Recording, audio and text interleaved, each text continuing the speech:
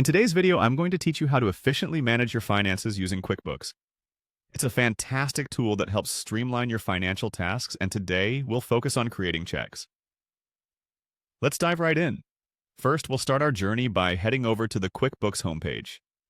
This is your main dashboard, and you'll get a comprehensive overview of your accounts from here. It's a good habit to regularly check the homepage for any updates or alerts that might need your attention.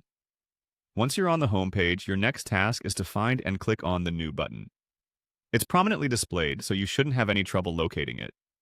Clicking here will open a drop-down menu with various options for you to choose based on the task you want to undertake. After clicking New, you'll want to select Check. This is where you can begin entering details for the check you need to create. It's essential to be accurate here to ensure that all financial transactions are recorded correctly. In the check section, you'll see a field labeled Check to Print. Click on that. Here, you'll decide whether the check will need to go to a printer or not. Remember that opting to print might be necessary for documentation, or if a physical check needs to be delivered. Now, let's fill in some details. Start with the Payee field. Click to select who you're making the check payable to.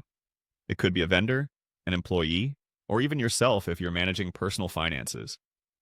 Be sure to enter the correct payee name to avoid any confusion later. Next, focus on the bank account selection. Click on that field and choose the correct account from which the money should be drawn. Double-check this part, as selecting a wrong account can throw off your financial records. Following that, you'll want to fill in the mailing address. By clicking on this section, you can specify where the check should be sent. If you've already saved address information, it might autofill, but do give it a quick verification. Entering a payment date is next on our list. Click to set a date when the payment needs to be processed. Make sure this date aligns with your financial plans and the payee's expectations. Moving along, there's the check number field. Click and input the check number here. If your checks are pre-numbered, it's important to match it correctly to maintain a proper sequence. There's a permit number option as well, which may be relevant for specific businesses. Click and enter any relevant permit numbers if applicable to your situation. Under Category, you'll click to categorize this expense. Accuracy here aids in tracking and management across your financial reports. If needed, you can provide further clarification in the Description section. Click here to add any specific notes about the transaction that could be useful for later reference, either for you or your accountant. The Memo section is available for any internal notes. Click to jot down whatever additional details might be useful for record-keeping purposes. There's also an Attachments feature where you can click to add any related documents.